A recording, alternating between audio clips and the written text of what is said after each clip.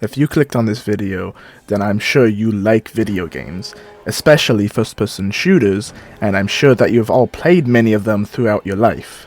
They have different stories, setting, gameplay aspects, graphics, and more, but one thing in common is that you're using guns and the first-person POV, obviously. But have you ever sat down and thought which FPS games which you thought were the most important in the genre? That's what I'm going to be talking about today.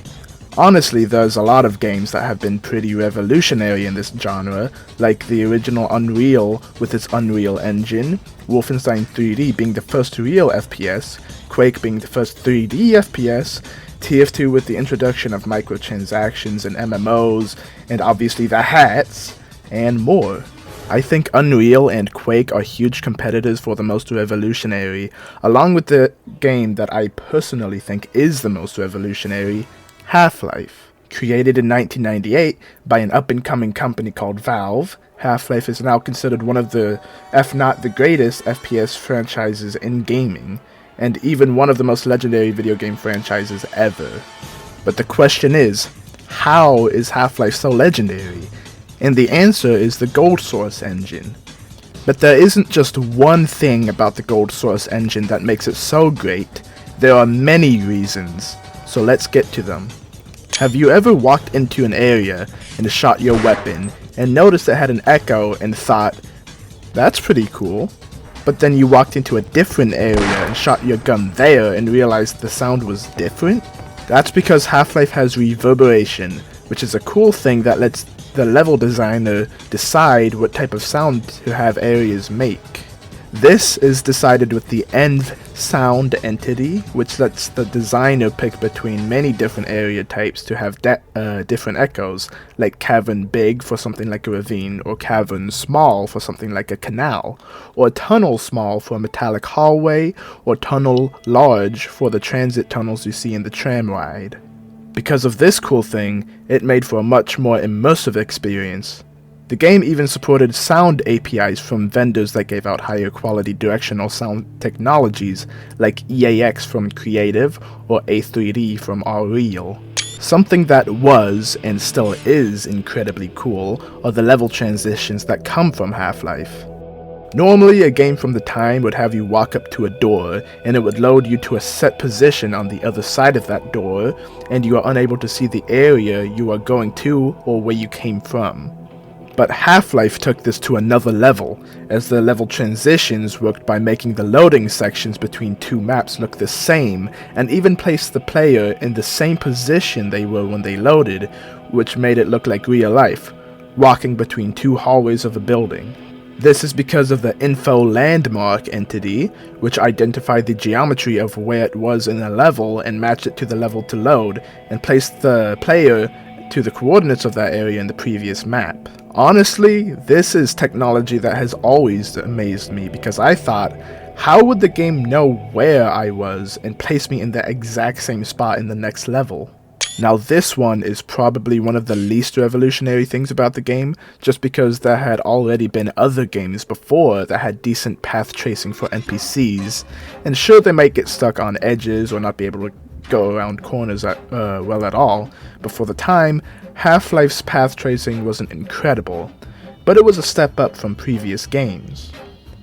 NPCs in Half-Life had much easier times finding their ways around corners or running upstairs, or if they get stuck, they'll look for the closest node that will let them get to where they need to be.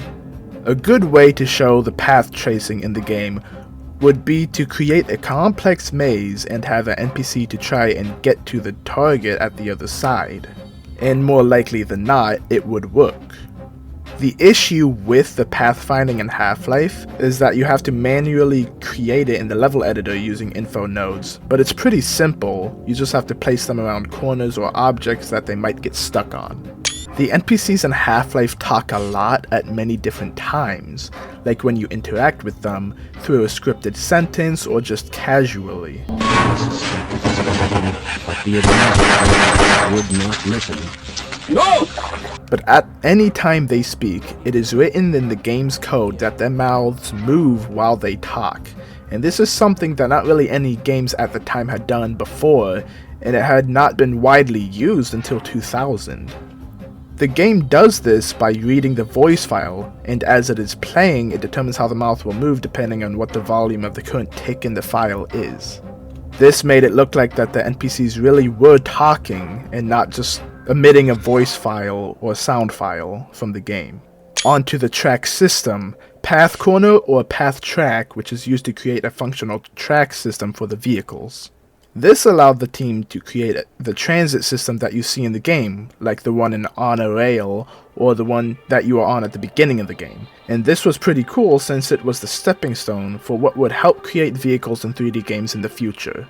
Just imagine back in the day when you first start up Half-Life and you start on this train where it brings you throughout the Black Mesa Research Facility and lets you see all the different warehouses and labs, which really gives you an idea as to how big the facility is and how innovative the technology was for the time. Obviously, this was not perfect and could be pretty buggy, but it was a brand new concept that was worked on by a team that was working on their first video game. One of the many reasons Half-Life is considered so revolutionary is these things called scripted sequences.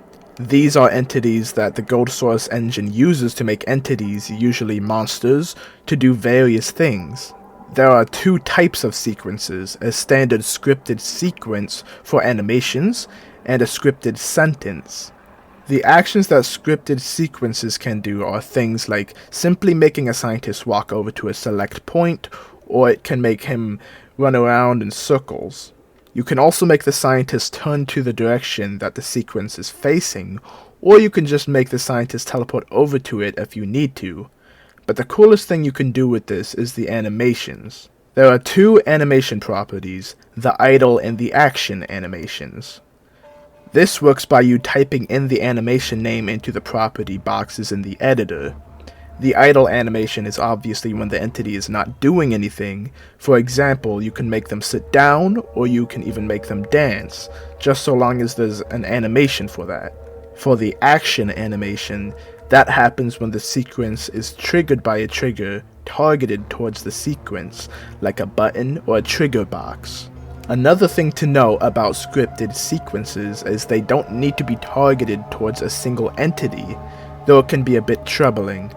In the target monster box, if you set it to an entity type, like Monster H Grunt or Monster Scientist, and not just the name of a certain monster like Fred or Scientist 1, any monster of that type can use the sequence.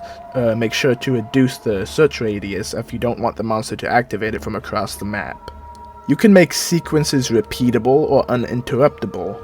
Onto the scripted sentences, these work pretty similarly. Instead of an animation sequence, you type in the name of a sentence in the sentence name box so that monsters can say it.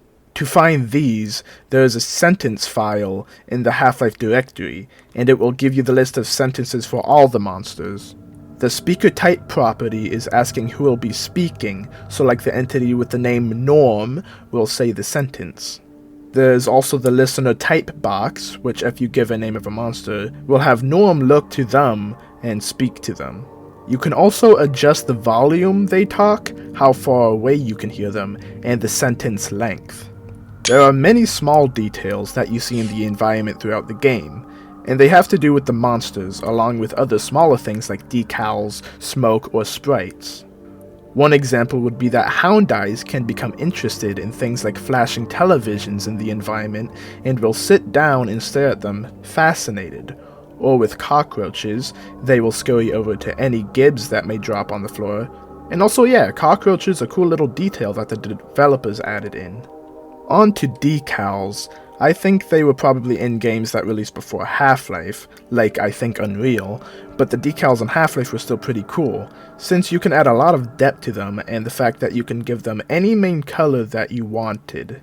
Sprites for sure were not introduced in Half-Life, but they added many cool properties to them that were not in any other games before, like flickering or slow fade array, or even making it a hologram, which is something that you could also do with models.